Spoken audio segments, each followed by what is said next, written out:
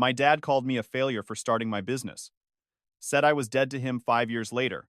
I bought his company, now he is just unemployed. All right, buckle up, because this is a story about family dysfunction, blind favoritism, corporate revenge, and the most satisfying I told you so moment of my entire life. I have been carrying this around for months, and I need to get it out. I am 32 years old now. I grew up in what looked, from the outside, like a normal middle-class family. My dad worked for the same regional manufacturing company for about 25 years. He started on the floor, moved up to floor supervisor, and eventually became an operations manager. My mom stayed home with us kids. From a distance, it probably looked like the standard American dream setup. It was not, because my younger brother, Derek, who is 28 now, was the golden child, not just the favorite, not just the one who got a little extra attention. He was the kind of golden child who could do the bare minimum, and somehow my parents would act like he had invented electricity. Let me explain how bad the favoritism was when we were growing up. When I was in high school, I had to maintain at least a 3.5 gigapascals or I would lose my car privileges. That was the rule for me. No excuses, no negotiation. My grades had to stay high, my chores had to be done, and if I wanted spending money, I had to work for it. Derek barely scraped by with a 2.1 gigapascals, and for his 16th birthday, he got a brand new Honda Accord. Not a used car, not, we will help you with the down payment. A full-on gift. New car. Insurance paid for a year. The whole thing. I worked at Target through high school and college to help pay for my own expenses. Derek did not work a single day until he was 23, and even then, it only happened because my dad pulled strings to get him a cushy job at his company in the sales department. No real interview, no resume struggle, no job hunt. Just, my son needs a position. And suddenly Derek had a $45,000 starting salary with full benefits. Every achievement of mine got a half-hearted, good job. Every tiny accomplishment of Derek's became an event. I graduated college with honors in business management. My parents gave me a $50 Olive Garden gift card. Derek finally graduated after 6 years with a communications degree and a 2.3 gigapascals. And my mom threw him a party with about 40 people. Catered food, decorations, the works. The double standards were so obvious it would have made a reality TV producer blush. But I kept my head down. I worked hard. I saved money. I told myself that eventually they would see my value. Eventually they would notice that I was the one doing things right. Spoiler alert. They did not. After college, I landed a solid job at a mid-sized tech company doing operations management. The company made industrial components. It was nothing glamorous, but it was steady, and the margins were good if you knew how to run things efficiently. I learned everything I could about supply chain logistics, vendor relationships, procurement, manufacturing processes, lead times, distribution models, and how money actually moved through that kind of business. I was there for 3 years, busting my ass, taking on extra projects, and learning the industry from the inside. Meanwhile, Derek was coasting in his sales role at my dad's company, basically getting paid to take clients to lunch and play golf. He would brag at family dinners about his big deals, even though most of them were just reorders from existing clients who had been buying from the company for years. But my dad ate it up. He acted like Derek was closing Fortune 500 contracts every week. Derek could say, "I had a great client lunch," and my dad would beam like he had just watched him ring the bell on Wall Street. Around my 3rd year at my job, I started noticing serious inefficiencies in our supply chain. We were using outdated distributors who charged insane markups and had terrible lead times. The whole system felt stuck in the past. So I started researching alternatives. I built relationships with manufacturers directly. I looked into better pricing structures. I mapped out what it would look like to cut out unnecessary middlemen and modernize the process. My boss at the time was an old-school guy who did not want to hear new ideas from some younger employee. Every proposal I brought him got shot down. He told me to stay in my lane and just do what I was told. Classic, if it ain't broke, don't fix it management. Except it was broken. They just could not see it. That was when I had my first real moment of clarity. I was 28 years old, sitting alone in my apartment, staring at spreadsheets I had built in my free time, and I thought, why am I trying so hard to fix someone else's company when I could build my own? The idea was simple. Cut out the middlemen in industrial supply chains. Connect manufacturers directly with end users. Streamline logistics. Use actual technology instead of fax machines, phone calls, and ancient software like the entire industry was still living in 1998. It was not rocket science. But in that space, almost nobody was doing it efficiently. So, I spent 6 months planning while still working my day job. I built a business plan. I identified potential clients. I mapped out the technology infrastructure. I researched manufacturers. I studied pricing models. I saved every penny I could. I lived on ramen, peanut butter sandwiches, and whatever cheap food I could stretch for multiple meals, because every dollar mattered. When I finally had enough saved for about 6 months of basic operations, I put in my 2 weeks. My boss literally laughed in my face. He said, "You are going to start your own company in this industry? Good luck, kid.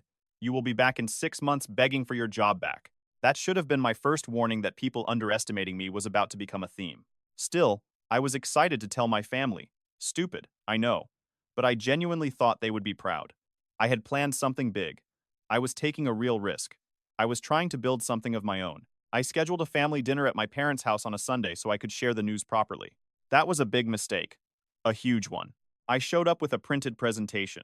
Yes, I made a whole deck, like I was pitching investors. I had market analysis, financial projections, a client pipeline, competitive positioning, growth forecasts, and a breakdown of how the model worked. I was actually nervous about presenting it, which probably should have told me something. I got to my parents' house around 5 in the evening. Derek was already there with his girlfriend, some girl he had been dating for about 3 months, who already had a list of wedding venue preferences. They were drinking wine my parents had bought specifically for them. I got offered a beer from the back of the fridge that had probably been sitting there since 2019. After dinner, I pulled out my laptop and said I had something important to share. My dad already looked annoyed, like I was interrupting his quality time watching Derek breathe. My mom at least pretended to be interested. I went through the whole presentation. I explained the market opportunity, the inefficiencies in the existing system, the competitive advantage, the revenue model, the clients I had started talking to, and the growth projections. It was solid work. I had spent months building that plan. When I finished, there was silence. Finally, my dad put down his wine glass and looked at me like I had just announced I was dropping out of society to become a professional juggler. He said, "So, let me get this straight. You quit your stable job with benefits to start some distribution company out of your apartment?" I said, "It is more than that. It is a technology platform that modernizes how industrial supply chains." He cut me off. Technology platform. Right. And where exactly are you getting the capital for this little venture? I told him I had saved enough for initial operations, and that once I had proof of concept, I could seek additional funding. He actually laughed. Funding? You think banks are going to give you a loan? You think investors are going to throw money at some kid who quit his job to play businessman? The disappointment in his voice was so thick you could spread it on toast. My mom just looked worried, twisting her hands together. I tried to keep explaining, "Dad, the industry is changing.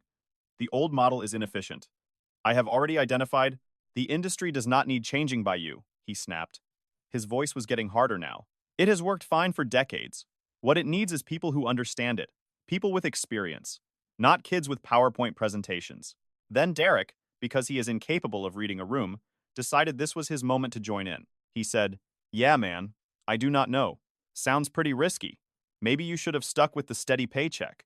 Not everyone is cut out for the entrepreneurial thing." This was coming from a guy who had never taken a single professional risk in his entire life.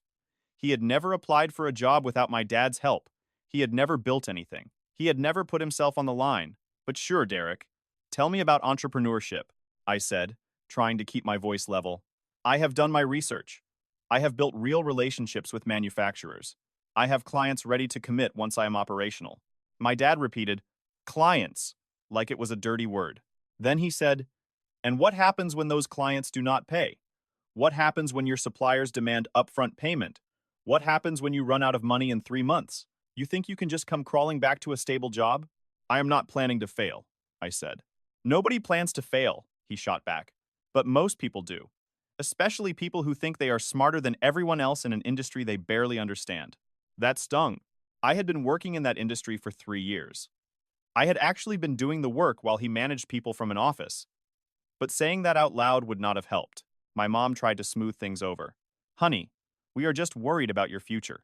Your father has seen a lot of businesses fail in this industry. He is just trying to protect you." I said, "I do not need protection. I need support." My dad stood up from the table. "You need a reality check. This whole generation thinks they can just skip the hard work and start at the top. You need to put in your time. Learn the business the right way. Work your way up like I did. I have been working my way up," I said, and now I could hear the frustration in my own voice. That is exactly what I have been doing. This is the next step. No, he said. The next step is job stability and experience, not throwing away a good position to chase some fantasy. It is not a fantasy. I have a real plan. You have a dream, he interrupted. And dreams do not pay bills. This is irresponsible, reckless. I did not raise you to make stupid decisions like this. The whole room went quiet. Derek was smirking into his wine glass. His girlfriend looked uncomfortable. My mom was doing her classic, do not rock the boat routine, not meeting anyone's eyes. I said slowly, so you are not going to support this? It was not really a question anymore. My dad said, support you, throwing your life away? No. I am telling you right now, if you go through with this, you are on your own. Do not come running to us when it falls apart. I was not asking for money, I said. Good, because you will not get any. He walked over to the kitchen sink and rinsed his wine glass like the conversation was already over. Then he said, I am telling you this as someone with actual business experience. You will fail, and when you do not expect me to bail you out or help you find a new job. You make this choice, you live with the consequences. I looked at my mom, hoping for literally any support. She just gave me this sad, helpless look and said, maybe you should think about this a bit more, honey, just to be safe. Derek, never one to miss an opportunity to be a jerk, raised his glass and said, hey, if you need a reference when you are looking for work again, let me know. I might be able to get you into our mailroom. That was when I closed my laptop, stood up, and headed for the door. My mom called after me. Where are you going? I said. Home. To keep building my business. My dad said from the kitchen. You are making a mistake. A big one. I turned around at the door. Maybe, I said. But it is my mistake to make. His face went cold. Really cold. It was that scary, disappointed look he used to give us as kids when he wanted us to feel like we had truly messed up. He said, if you walk out that door and go through with this, do not bother coming back until you are ready to admit you were wrong. I am not going to sit here and watch you ruin your life, I said. So that is it? I either give up on this, or what? He stared at me for a long moment. Then he said, as far as I am concerned, if you are stupid enough to do this, you are dead to me. Those exact words. Dead to me. Over me starting a business. My mom gasped and said, honey, that is too far. But my dad cut her off. No. He wants to be treated like an adult, making adult decisions. Fine. But he does not get to make stupid choices and still expect family support. If he is so confident in this failure waiting to happen, he can do it without us. Here is the thing. I did not beg. I did not break down. I did not try to change his mind. I just looked him right in the eye and said, okay. That seemed to surprise him. I think he expected me to fold immediately. My mom said weakly. You do not mean that. I do, I said. I guess I will see you around.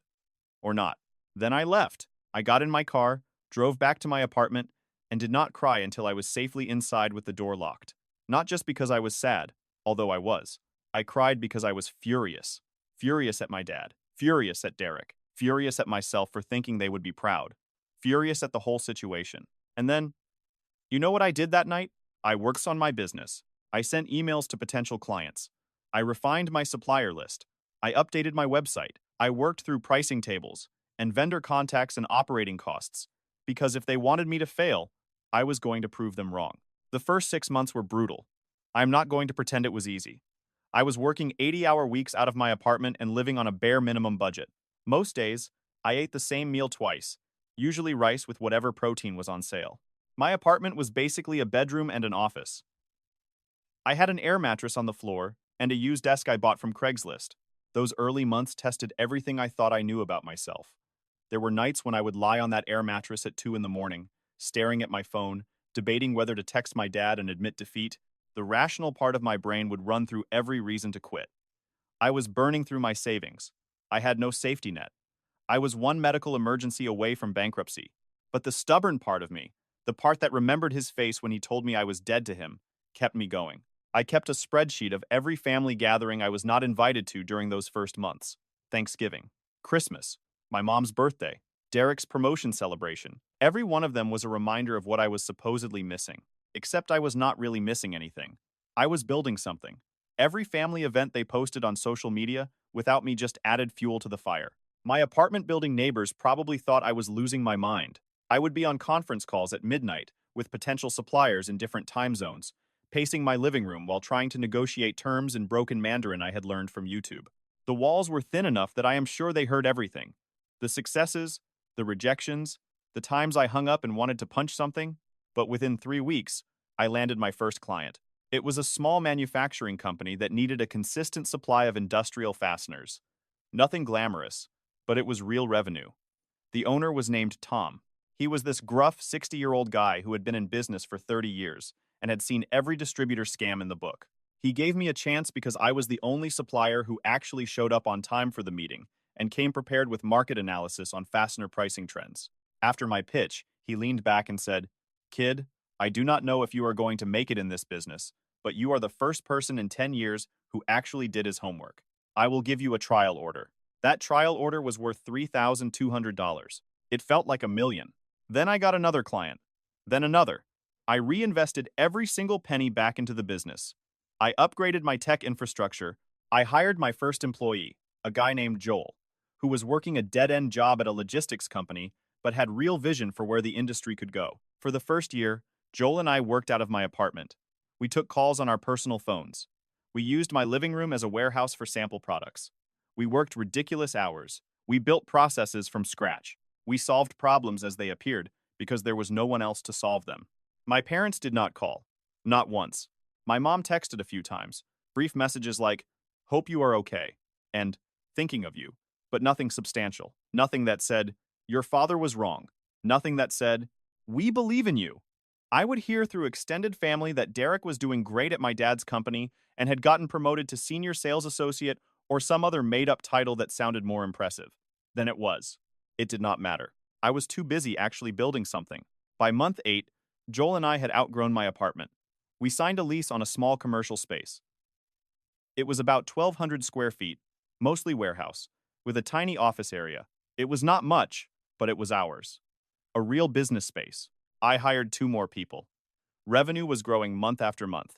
In year 1, we did $380,000 in revenue. We were barely profitable after expenses, but we were in the black. More importantly, we had momentum. Our client retention rate was 94%. Word was spreading in the industry about this new supply company that actually cared about customer service and modern logistics. In year 2, we crossed $1 million in revenue. We hired 6 more people. We moved into a bigger space. We started getting attention from larger clients who were sick of dealing with the old guard distributors who treated them like annoyances instead of customers. I never called my parents to tell them. I did not post about it on social media. I did not brag. I just kept my head down and worked. The silence from them was deafening at first. Then it became liberating. I was not trying to impress anyone anymore. I was not waiting for their approval. I was not hoping my dad would finally recognize my value. I was simply building what I knew could work.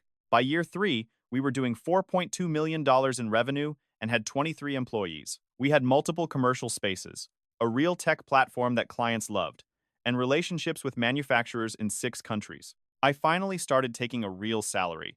Nothing outrageous, but enough that I could move out of my terrible apartment and into an actual house. That was when I got my first inquiry from a venture capital firm. They had been watching us grow and wanted to talk about investment. I was not even looking for funding at that point. We were profitable and growing organically, but I took the meeting anyway. We ended up taking their money. It was a Series A round, $8 million, at a $35 million valuation. I used that money to expand aggressively. I hired top talent. I built out our technology even more. I strengthened our logistics operations. I brought in people who understood data, procurement, automation, sales, and client success. Within a year of that investment, we doubled our revenue. I still did not call my parents. By then, it was not even about spite anymore. They had made their choice. I had made mine. We were living in different worlds, and then came year 5. This is where it gets good. By year 5, we were doing $32 million in annual revenue with 140 employees across 4 locations. Our client list included some seriously big names. We had basically become the go-to modernized supply chain solution for mid-sized to large manufacturers who were tired of the old way of doing business. One day, I got a call from an acquisition firm that specialized in industrial consolidation. They represented a private equity group that was buying up regional manufacturing and distribution companies. They wanted to know whether we would be interested in being acquired. I was not interested, but I listened to the pitch anyway. It is always good to know what your company is worth, even if you are not planning to sell. During that call, they mentioned that they were also in the final stages of acquiring a regional manufacturing company that had been struggling financially. It needed to modernize operations, update vendor relationships, and streamline logistics. Then they said the company's name. It was my dad's employer, the company he had worked at for 25 years, the place where he had built his entire career, the company where he had gotten Derek his cushy sales job, the company he used as proof that he understood the industry, and I did not. I kept my voice neutral and asked casually about their plans for the acquisition. They laid it out. They planned to strip out redundant management, consolidate operations, and modernize everything. Anyone who could not adapt to new systems would be let go. It was the classic private equity playbook. I said, "Interesting. What is the timeline on this?" They said they were looking at closing within 6 months, followed by 18 months of integration. Then they added that the company had good bones, but management had been resistant to change for years. There was a lot of dead weight in middle management that needed to be cleared out. They kept talking, giving me details about the financial structure, the operational challenges, and the leadership team that would probably be replaced. With each sentence, the picture became clearer. My dad's company was dying slowly, death by 1,000 cuts, caused by refusing to modernize. And now the vultures were circling. Then the acquisition firm asked if I would be interested not in being acquired, but in acquiring them instead, or at least partnering on the operational integration. They had done their homework. They knew we were the best in the region at what we did. The lead partner said, "Your supply chain optimization model is exactly what this company needs. You could come in as an operational consultant, or we have been authorized to discuss other arrangements if you are interested in a larger stake." I told them I would think about it. I did not think about it. I already knew what I was going to do. The irony was perfect. Too perfect to ignore. The son who was dead to his father for starting a business was now in a position to buy the father's employer. The business my father said would fail was now successful enough to acquire the company where he had spent his entire career. It was poetry. Dark, twisted, incredibly satisfying poetry. I called my lawyer and my CFO the next day. I told them I wanted to explore acquiring not just a partnership on operations, but the entire company. Yes, I said. It was my dad's employer. Yes. I knew that made things complicated. Yes, I was sure. We ran the numbers. The company was valued at $18 million, which was way below market because they were hemorrhaging money due to terrible operations and outdated systems. We could swing it through a combination of cash reserves, a loan, and bringing in the private equity firm as a minority partner. It took 3 months to close the deal. During that time, I had to keep everything quiet. I could not risk word getting back to anyone at the company before we owned it. Not my dad, not Derek, not anyone. The day we officially closed the acquisition, I showed up at their headquarters for the first time. I walked into a building I had heard about my entire life but had never visited. My dad had never invited me to see his workplace, not even when I was a kid. It was his domain, the place where he was important. Apparently, I had not been welcome there either. The executive team was assembled in the main conference room. About 20 people were there: senior management, department heads, and key personnel. They were expecting to meet the new owners. I walked in with my executive team, my COO, my CFO, my head of operations, my head of HR. These were people I had hired, trained, trusted, and built with. They were loyal to our vision. I saw my dad immediately. He was sitting near the middle of the table next to Derek, who was scrolling through his phone and looking bored. My dad looked tired, older than I remembered. 5 years without speaking will do that. Your mental image of someone does not update when you are not around them. He did not recognize me at first. I had changed too. I had filled out. I had a better haircut. I was wearing a suit that actually fit instead of cheap department store stuff. And, of course, he was not expecting to see me. Why would he? About a year earlier, when we started scaling heavily, we had hired a CEO to help with the day-to-day executive structure. He handled the introductions. He said, "Thank you all for being here. I know transitions like this can be uncertain. We want to be transparent about our plans and answer any questions you have." Then he gestured to me. "This is our founder and majority owner. He will be overseeing the operational integration personally." That was when my dad looked up from his papers and made eye contact with me. His face went through about 5 different emotions in 3 seconds. Confusion, recognition, shock, disbelief, and finally, something that looked like anger mixed with fear. Derek's head snapped up from his phone. His mouth literally fell open. I kept my voice professional and level. "Some of you may have questions about our company," I said. We have been in the industrial supply and logistics space for 5 years. We have grown from a startup to a $32 million revenue operation by modernizing systems this industry has left outdated. That is exactly what we plan to do here. My dad's face was red now. He looked like he was trying to decide whether to say something or have a stroke. I continued, making deliberate eye contact with him. I understand change is difficult, but this company has been losing money for 3 straight years. Operations are inefficient. Systems are outdated. The management structure is bloated. That changes now. One of the other managers, a guy who looked like he had been there since the building was first built, raised his hand and asked, "What does that mean for current personnel?" I said, "It means everyone will be evaluated based on performance and adaptability. We are not here to slash payroll for the sake of slashing payroll. We are here to build something sustainable, but that requires people who can work in a modern operational environment. Those who can adapt will have opportunities. Those who cannot, will not." My dad finally found his voice. It came out strangled. "You cannot be serious." I looked at him like I had just noticed him for the first time. "I am sorry." "You are?" His face went from red to purple. "You know damn well who I am." I glanced down at my tablet like I was reading notes. "Oh, right. You are the operations manager. We will need to schedule a one-on-one to review your department's performance metrics. I am seeing some concerning trends in efficiency ratios and overhead costs." Derek blurted out, "This is a joke. You cannot just—" "I can, actually," I said calmly. "We own the company now. The question is whether you are an asset or a liability moving forward." The room was dead silent. Everyone could feel the tension, even if they did not understand the history behind it. My dad stood up, his chair scraping loudly against the floor. He said, "I need to speak with you privately." I said, "That is not how this works. Any concerns can be addressed through the proper channels. HR will be reaching out to everyone individually over the next week." "I am your father," he said. I interrupted him. "You are an employee of a company I own, and right now, you are being insubordinate in a professional meeting.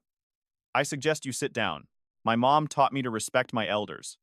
My dad taught me that family comes with conditions. Business school taught me how to keep a poker face during hostile negotiations. Thanks for the lessons." He sat down. He did not have a choice, not with everyone watching. We finished the meeting. We outlined the transition plan, the timeline for operational changes, and what employees could expect. It was professional. It was by the book. The entire time, my dad stared at me like I was a stranger. To be fair, I guess I was. After the meeting ended, my dad tried to corner me in the hallway. I was talking to our head of HR about the evaluation schedule when I felt his hand on my arm. He said, low and intense, "We need to talk." Now, I pulled my arm free. "I have meetings scheduled all day. If you need to discuss something work-related, send an email to schedule time with my assistant." "Work-related?" he said. "This is about family." I kept my voice quiet, low enough that only he could hear. "There is no family. You made that clear 5 years ago. I was dead to you, remember? Consider this a haunting." His jaw clenched. "You are doing this because you are petty. Because I did not support your little business." "I am doing this because it is a good investment," I said. "The fact that you work here is irrelevant to me.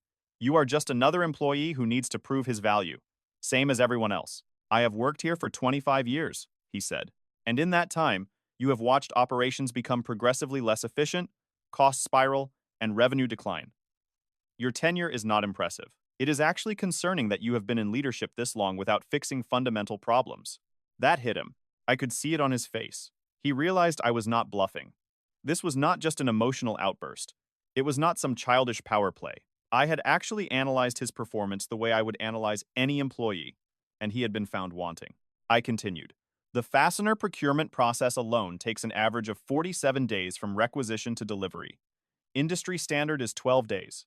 Your inventory management system is still using software from 2006. You have 3 people doing jobs that could be automated with basic modern software, and your vendor relationships are so mismanaged that this company is paying 23% above market rate on standard components because nobody has negotiated contracts in 8 years. His face went from red to pale, because he knew. Deep down, he had always known he had let things slide. He had been coasting on tenure instead of performance. Nobody had ever called him on it because he had been there so long that he was basically untouchable. Until now, he said, "You cannot fire me." But there was uncertainty in his voice. I said, "I will not fire you for being my father. I will fire you if you are not doing your job. So I suggest you start documenting what value you actually bring to this organization, because from what I have seen in the preliminary reports, your department is the biggest operational bottleneck in the entire company. Derek appeared then, looking like he was trying to decide whether to be scared or defiant. He landed somewhere in the middle. He said, "This is messed up, man. You cannot just—" I asked, "What is your exact role here?" He blinked. "Senior sales associate. And what were your sales numbers for the last quarter?" He hesitated. "I do not have them memorized. They are in your file," I said. "You have been below quota for 6 consecutive quarters. Your client retention rate is 61%, which is 30 points below the department average. You have the highest expense report submissions in your division. And according to notes from your manager, you spend most of your day on personal calls and long lunches." His face went pale. "That is not. Those reports are accurate," I finished. "I have reviewed everything. So here is what is going to happen. You are going on a performance improvement plan. 90 days. You will have specific quotas to hit and specific behavioral standards to meet. If you make it, great. If not, you are out." My dad said again, like it was some kind of magic phrase, "You cannot do this to family." I looked at him and said, "You are right. I cannot do this to family. But we are not family. Remember? You made that choice. I am just respecting it." The next 2 months were glorious in the most satisfying way possible. Every department got audited. Every process got evaluated. Every employee got reviewed. I was there for most of it. Not hovering, not micromanaging, just present and visible. My dad would walk past my office and see me working with the same teams he had managed for years. I could see it eating at him. He had to watch me understand the business better than he did. He had to watch the failure he predicted run circles around his legacy. The worst part for him, and I say this with zero guilt, was that I was genuinely good at it. Employees who had been checked out for years suddenly became engaged because someone was finally listening to their ideas. Problems that had existed for years got solved in weeks. Bottlenecks started disappearing. Processes that everyone had complained about forever were finally reviewed, redesigned, or eliminated. My dad's operations department was a complete disaster. 20 years of "we have always done it this way" had created a Frankenstein's monster of inefficiency, redundant positions, outdated software, and processes that made no sense. We basically had to gut the whole thing and rebuild it. My dad fought every single change. He sent long emails explaining why things could not be done differently. He called emergency meetings to explain why his way was better. He complained to anyone who would listen that I was targeting him specifically. He was not wrong, but he was also wrong. Yes, I had personal motivation. I will not pretend I did not. But objectively, his department was a mess. The metrics did not lie. After 60 days of evaluation, we started making personnel decisions. About 30% of the staff was let go. These were people who could not or would not adapt. Some were retirement age and honestly seemed relieved. Some were younger but had been coasting for years. My dad survived the first round of cuts. Barely. We moved him from operations manager to a senior specialist role. It was a big demotion. It came with a pay cut and no direct reports. He would be doing actual work now, instead of just managing. He tried to refuse the position. I told him he could either take it or take a severance package. He took the position. He had bills to pay, and apparently Derek had not been contributing to household finances in years. Derek did not make it through his performance improvement plan. Shocking, I know. To be fair, he tried. I will give him that. But he had spent so many years coasting that he genuinely did not know how to actually sell. His numbers stayed bad. His behavior did not improve. At the 90-day mark, we let him go. That night, he texted me. It was the first direct communication I had received from him in 5 years. He wrote, "Hope you are proud of yourself. You destroyed your family over a grudge." I did not respond. I just blocked the number. 3 months into the acquisition, we had stabilized operations. Revenue was trending upward for the first time in years. Client satisfaction scores were improving. The employees who stayed were actually engaged and working efficiently. One evening, I was in the office late, reviewing reports after most people had gone home. I heard a knock on my door. It was my dad. He looked rough. He had lost weight. He had bags under his eyes. The past few months had aged him. He asked, "Can I come in?" No demand this time. An actual question. I said, "It is late." "I know," he said. We need to talk. Really talk." I gestured to the chair across from my desk. He sat down like it hurt. For a while, neither of us said anything. Then he finally said, "I made a mistake. 5 years ago. I made a mistake." I said, "Okay." He looked at me. "That is it? Okay?" What do you want me to say? I asked. Do you want forgiveness? Absolution? Do you want me to tell you it is all fine now? He struggled with the words. I want to understand why you did this. Buying this company. Was it just to punish me?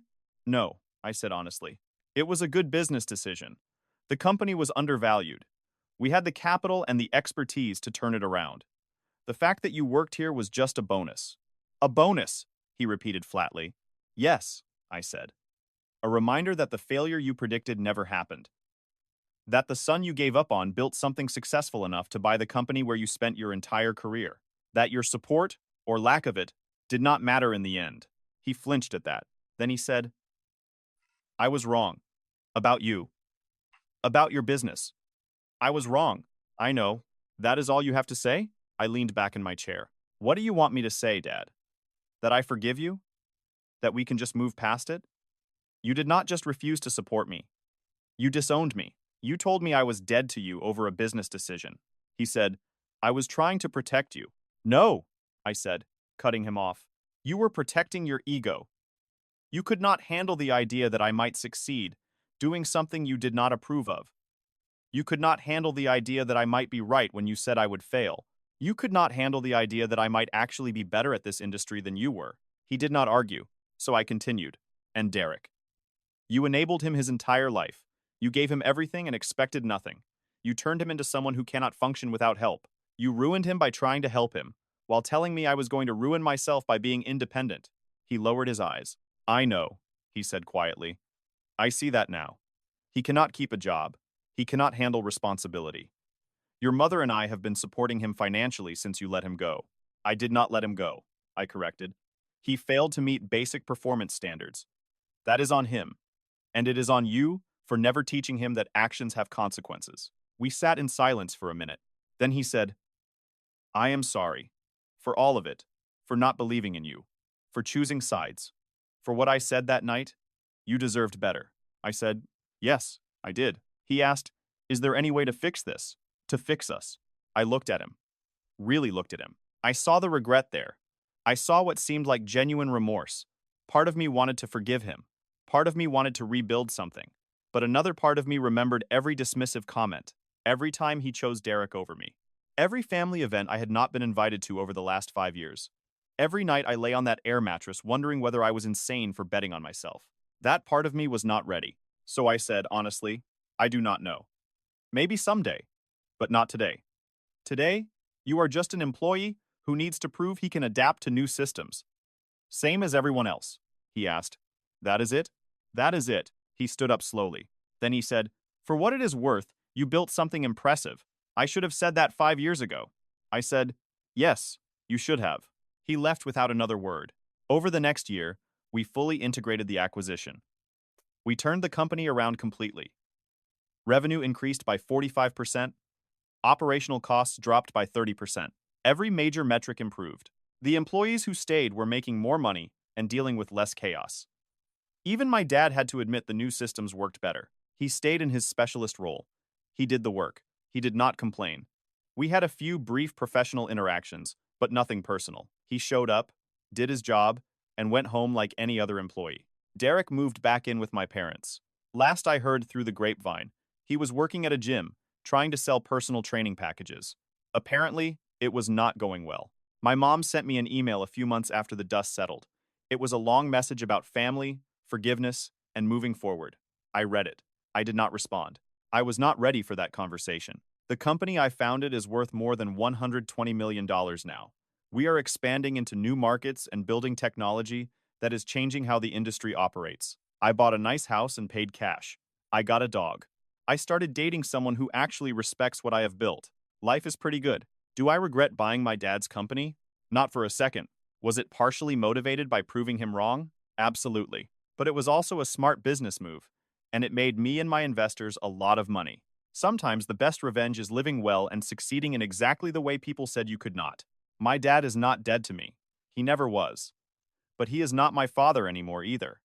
He is just a man who used to be important in my life and made choices that changed our relationship forever. He works at a company I own.